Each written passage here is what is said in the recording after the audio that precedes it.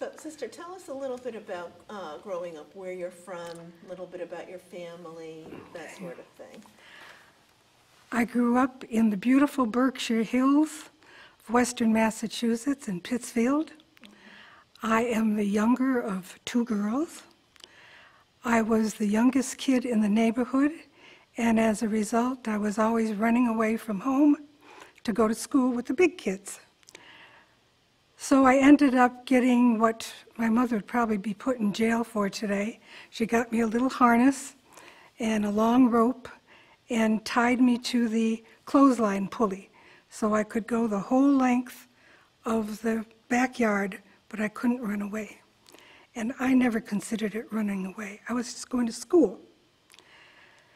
And at the end of my third year, the pastor started feeding the children hot lunches at school, and he asked my mother if she would help. She said, well, she couldn't because she had this runaway at home.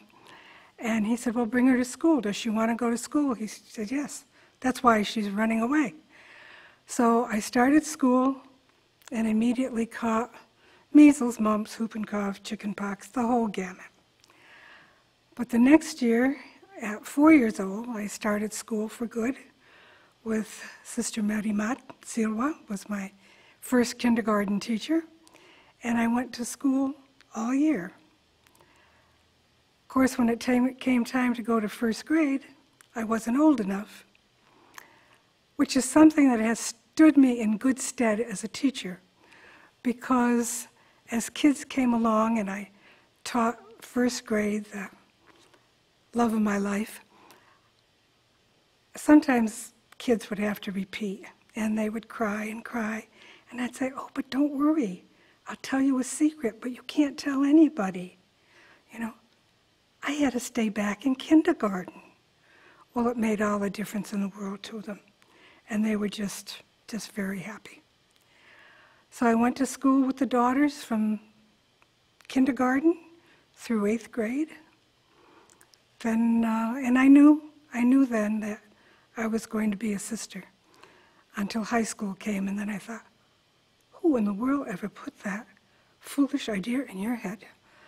You know, you're not going to be a sister. So we went through that. I will, I won't, I will, I won't. But I went to school with the Sisters of St. Joseph, and after graduation, I entered. And I stayed about 7 months, and then because of health problems, I had to leave. And it was just at the time that lay teachers were coming into the school, and the pastor asked me if I would teach 3rd grade. Well, of course. And I went home and told my mother, and she said, and how much is he paying you? I said, $35 a month.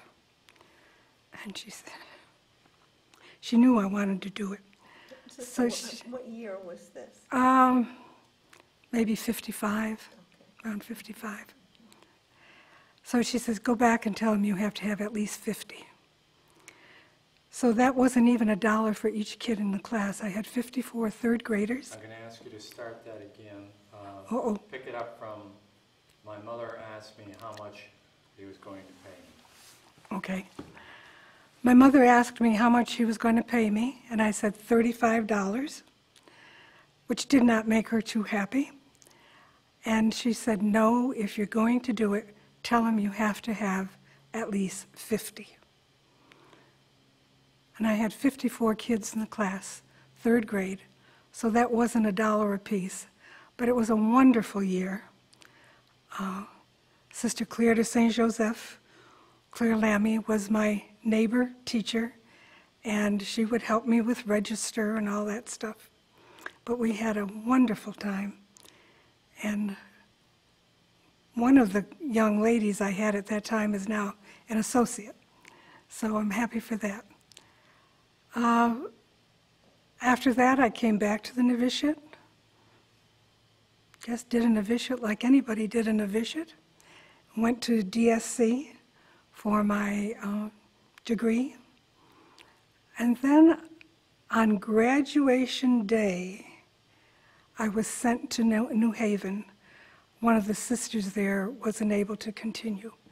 and I went to New Haven and taught at, I think it's St. Francis, I'm not sure, St. Louis School, and I had first and second grade. The church had just burnt down, and it was within reach of my classroom window. They were working on with the machines and the trucks and all, and in 2 weeks I had lost my voice trying to talk over the machinery and everything. But it was a good little over a month, I believe. From there, I went to a new school that we were opening in New Haven, and I was there for 3 years, I believe. I went to Tupper Lake. I was there for a year. Did a lot of traveling. Then I think I went to Waterbury for a few years, St. Anne's. Then I went to St. Anthony, Bridgeport for a couple of years. I don't think I missed anything. And then I was asked to go to Alabama, which was really a dream of mine. I wanted to go to Africa, but we were just starting our African missions. So I went to Alabama, and I taught there for, I think, 8 or 9 years, and then I was principal. But we ungraded the school. We had kids who couldn't afford the $200 tuition. The parents would come and either clean the school or do yard duty or whatever. But we ungraded the school, and the kids just went to town. And we beat all the diocesan schools except the rich white school in Birmingham, which has always been a thorn in my side, because we beat the others and, of course, got accused of teaching the test and all that kind of stuff. But the kids did it on their own. We not ungraded, and they just moved at their own pace. Unfortunately, when they got to high school, they knew all that and raised the ruckus and got themselves in trouble, but eventually many of them did very, very well. And after 11 years there, it was thought that I should come back to civilization, so they sent me to Newport. Culture shock nearly did me in. You know, in Anniston, after school, these little kids in the neighborhood that went to public school would come to our incinerator. Back then you could burn stuff. And they would take the milk bottles and shake them and pour any leftover and then drink that. Now this has been out in the hot sun since noon, and when they'd see me coming, they'd run. So I said, I gotta catch these kids. So one day I devised a little trap and I caught them, and I said, now come on, we're gonna go have a lunch, and was able to take them in. But from that, to go to Newport, where, well, you know Newport, but I worked at the nursery daycare. I was the administrator. It was a very good place, and I spent 3 years there, but it was more than I could handle psychologically. In 1984, I went back to Selma with Sister Adelaide Berard, and we were in an intercommunity. There were 15 of us from 9 different congregations, and it was a wonderful experience and a great time. I enjoyed it. It was great. What we were supposed to do, neither one of us knew. It was look at what's needed and fulfill those needs. So we looked around and we said, education, education.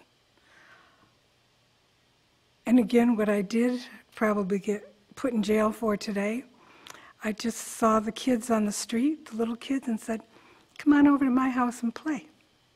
So they did. They came in droves, and we started playing educational games with them. We had this old house with holes in the wall and the floor going through and all that, but anyway, it got fixed up eventually to a very nice place. Then I'd say to the kids, ask your mama to come. What's your mama doing? well, she home watching television. I said, well, tell her to come on over. When her stories are finished, come on over. So little by little, we were able to get these young mothers to come over, teach some of them how to read, teach them how to read to their children. A lot of arts and crafts, because so many of these women did not know their own creativity.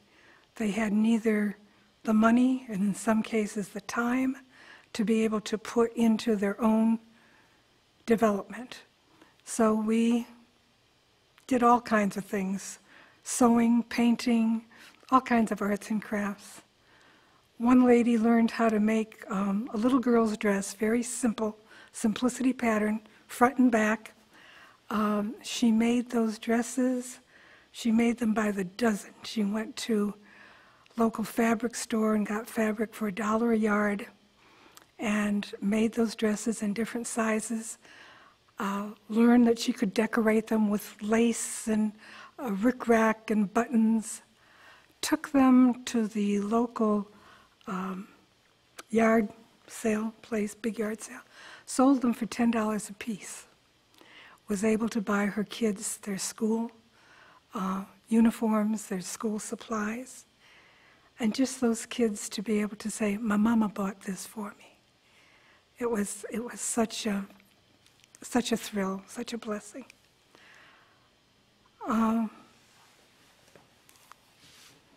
One family, the woman had 5 kids, had gone to basically 4th grade, couldn't read, called me up one night. I didn't know her at all.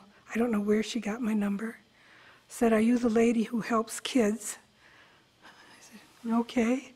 She says, well, can you come to my house? I'm going to hurt my daughter. So you may be sure I grabbed another sister and we went. And she says, I can't do this hard 2nd grade math.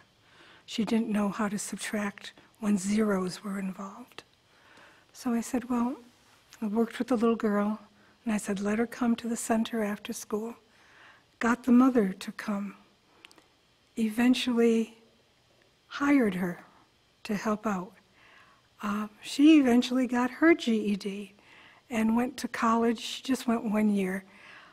She says, with 5 kids, it was a little bit too much.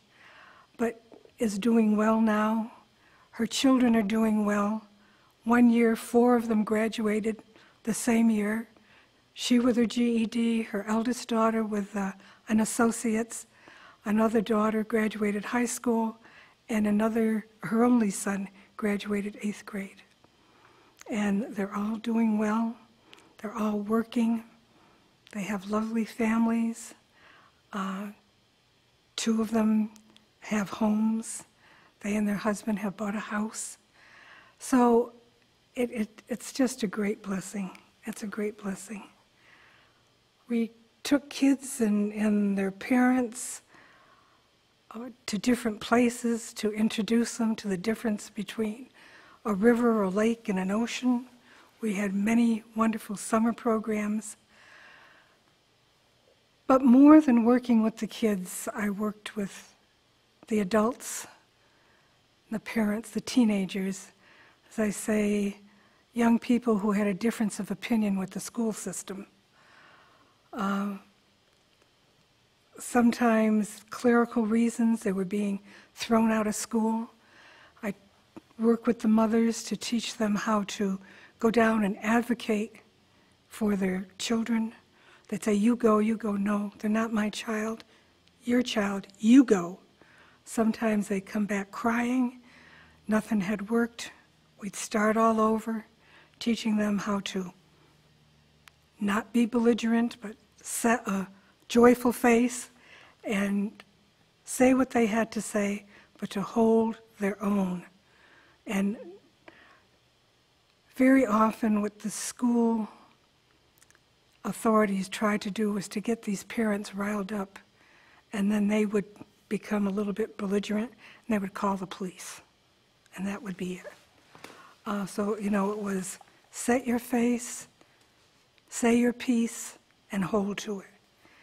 And 9 times out of 10, it was some kind of a clerical error or papers got lost or something. But these would be kids who either would not graduate or have to repeat when their grades did not indicate that they should.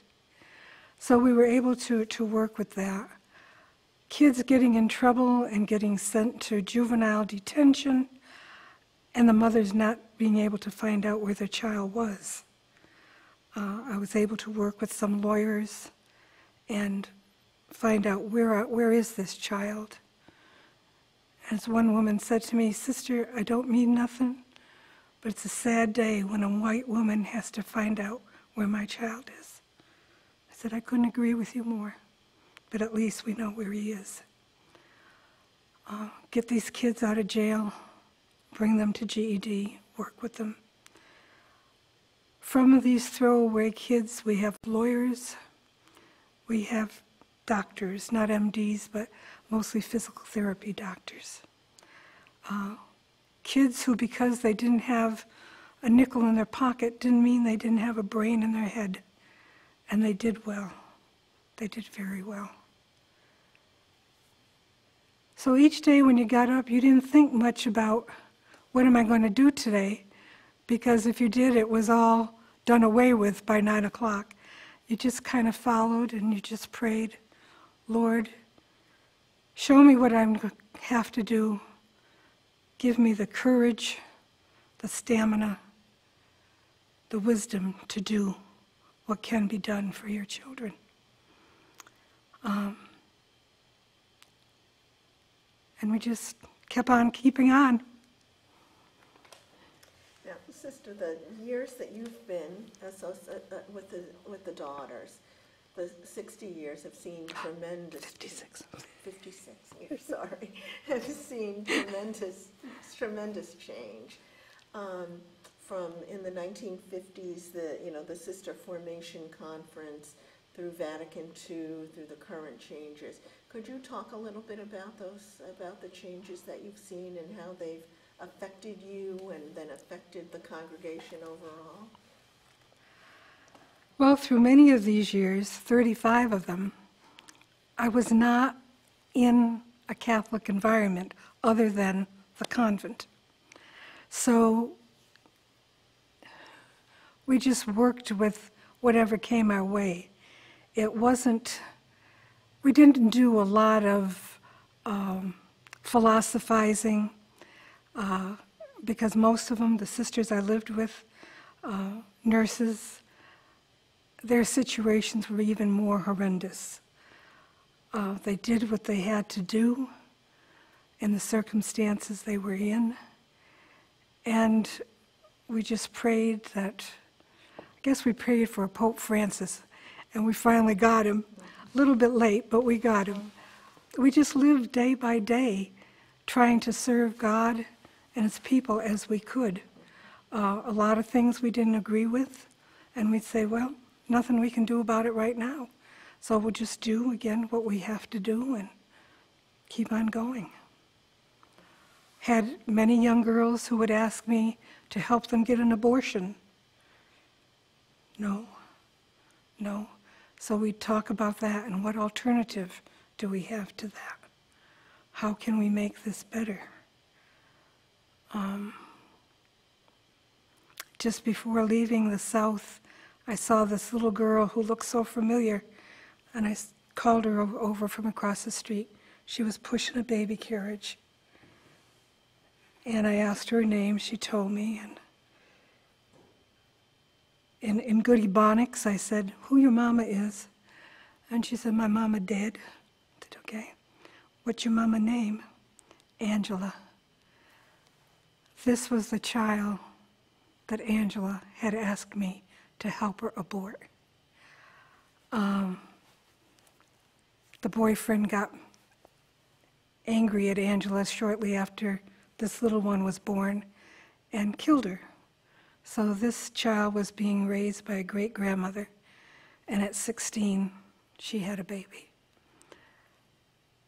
How do you work with that day after day? When we got together and thank God for a great community, we would laugh very often very inappropriately, very inappropriately.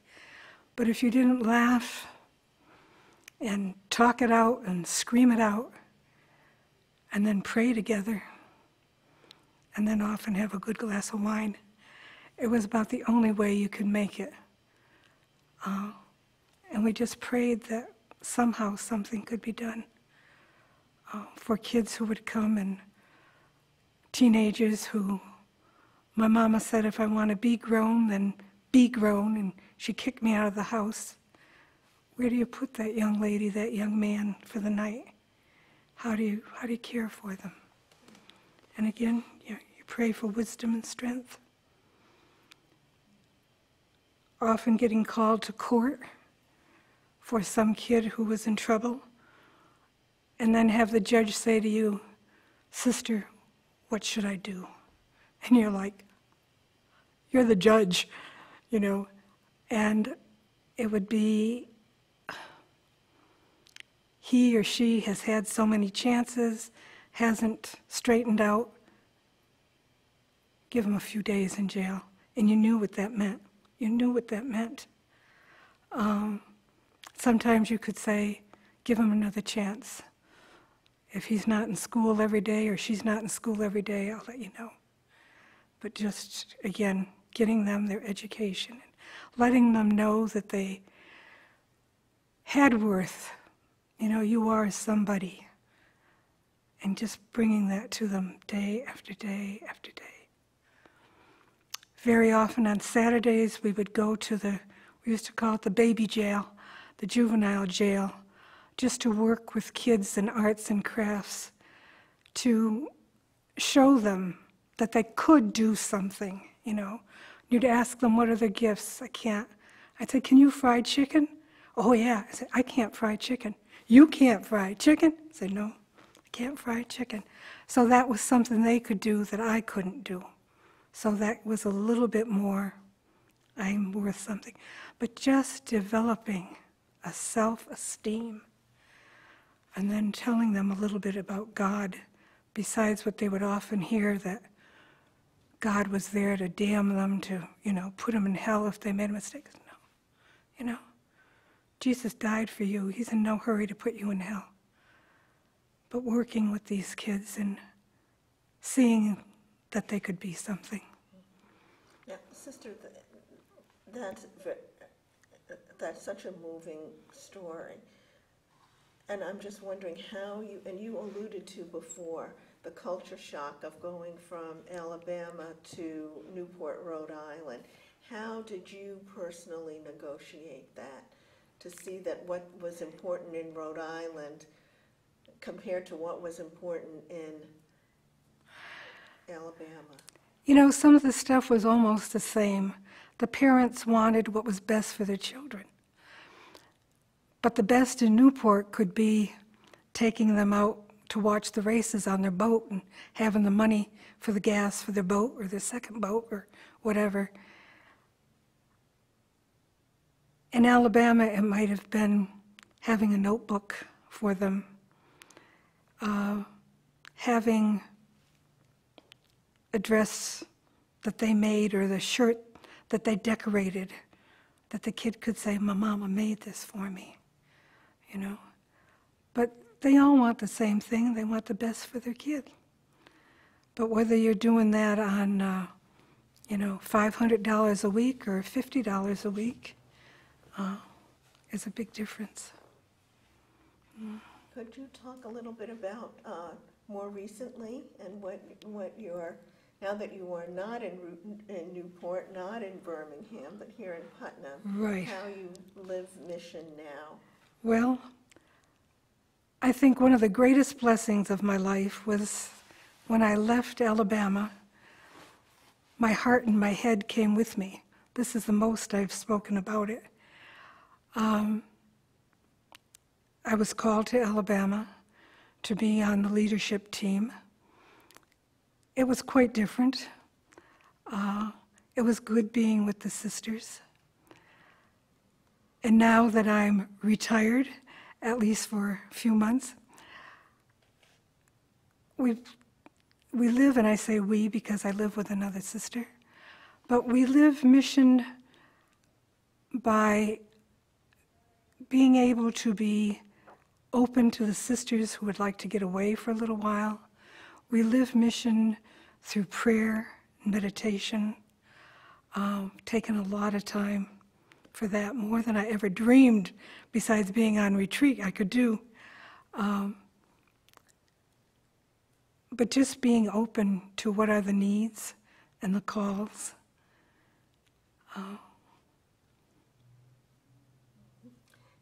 Anything I should have asked or that you wanted to talk about that we didn't get to? Yes. Connie's saying yes. Could you talk a little bit about the 6 years you spent as provincial? Not, not in specifics, but what was that experience for you? That's an important experience to be in leadership at a time, a very special time in our history. Yeah. You became provincial in what year? In '08, I became provincial in '08, the same year I made my 50th Jubilee. Somebody said to me, the Lord said, "You've done such a good job. Here's your reward." I was only provincial perhaps a couple months when basically all hell broke loose. The Congregation of the Doctrine of the Faith questioned LCWR's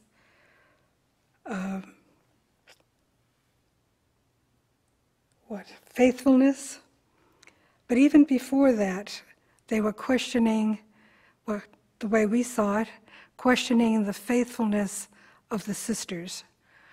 We were sent a paper of questions, a questionnaire, with over 100 questions on it. Some of them we were eventually able to say, according to the rules of our country, we cannot answer these. These are private questions. Names, addresses, where sisters were, what they were doing, how much money they were making, how much money we had. All done, I want to believe, in good faith. They wanted to make sure that the sisters had sufficient members to ensure leadership and sufficient money to ensure retirement for the sisters who are getting older and older, and we have nothing coming in. But in that, the way it was done was very difficult, very, very difficult. We answered questions. Sister Pat, who was on the team, Sister Bonnie, and myself answered questions and tried to give a good spin on them. Many of them we just said according to the Holy Rule.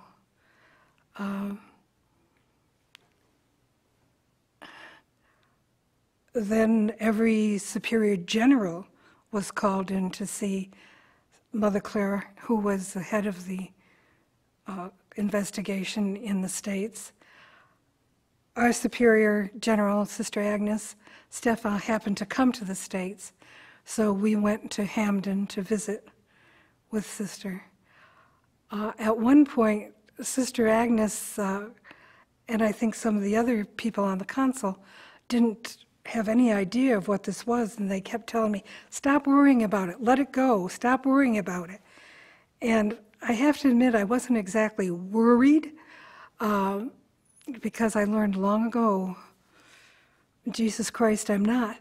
And so I just said, I'll do what I can, but it still had to be done. So one day, I was asked, could I fax these questions to France? And I did that. And I got back, "Oh, you poor dear, just do what you can." And that's what we did, what we could do. And we just sent them off. And of course, that didn't stop there, because there was also the whole idea how do I put that? of what was going on, but the sisters who were being interviewed personally, we were not interviewed personally. We didn't have the money nor the personnel, but the larger congregations who were being interviewed. Canon lawyers stuck their neck out for us and helped us out. But there was always what happens to one happens to us all. And what happens in the States is going to happen someplace else. We did get a lot of encouragement from people in other countries, but we were still the ones on the line. The leadership conference of religious superiors was also in question. Their faithfulness was and still is in question. They have gone through a lot of suffering trying to make Rome understand that we're not out to get them. Many sisters have lived and died in this process. But many of the priests and some of the bishops now are saying, sisters are right, the sisters are right. They're not in school anymore, they might not be wearing a habit, but they are for justice. And that's the big thing. That's the big thing. At the same time, we also work with a group of religious leaders, 5 congregations. It's a collaborative that works here in Connecticut. And we work together knowing that none of us has the money nor the personnel to do one big job, but together, can we do something? And this gentleman came to us saying that he wanted to start a nativity school, and could we help him? And he said right up front, I'm not asking for your money, I'm asking for your expertise. So as long as he wasn't asking for money, we said yes, we would definitely help him, and we did. Only to be called in by the Archbishop and called down by former Archbishop because we were doing this. And that also made us wonder and was very painful. How do we do this? Because we're helping young women, inner city, again, who are headed down the wrong road. We're helping them with an education, but it was not appreciated because it wasn't Catholic. In the beginning of our second 3-year term, we had an audit of the demography and the finances of the province, but of the whole congregation. And out of this whole network that was done, it was found that it would be time to close the provincial house, or at least to start thinking about it. And we weren't the only ones. England also is closing houses. France is closing houses. It's the reality.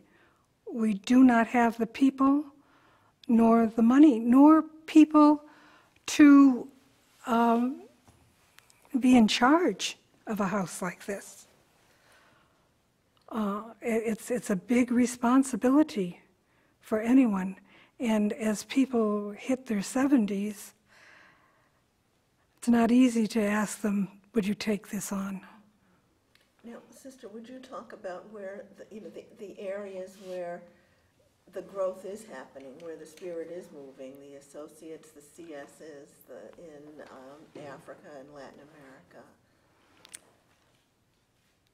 Not Latin America. The Spirit is still at work. She will always be at work. Many, many years ago when I was interviewed for something and they asked me what was going to happen, and I said, I don't know, but I know the Spirit will be a surprise, and she certainly has been. But we do have growth in the States, in our associates. They're moving in leaps and bounds. Our consecrated seculars are developing, are finding new members. In the apostolic religious group in Africa, we have more members. Our younger sisters are all Africans. In fact, there's one who calls me her grandmother. There is movement in religious life, and there will always be religious life. Will there always be daughters of the Holy Spirit in the United States? I don't know that. I think so. I think so. But there will always be apostolic religious of some type, and with the associates coming in more in all congregations, and ours is doing very well,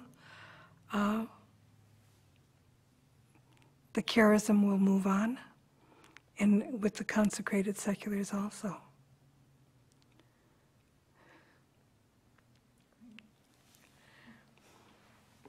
Good. Do I get to say goodbye? Connie? Yep. That's good. Thank you. Thank you, Very Norma. good. That was great. Yeah. Anything we didn't ask you that you wanted? Well, there'll be some things, but I can't say them publicly.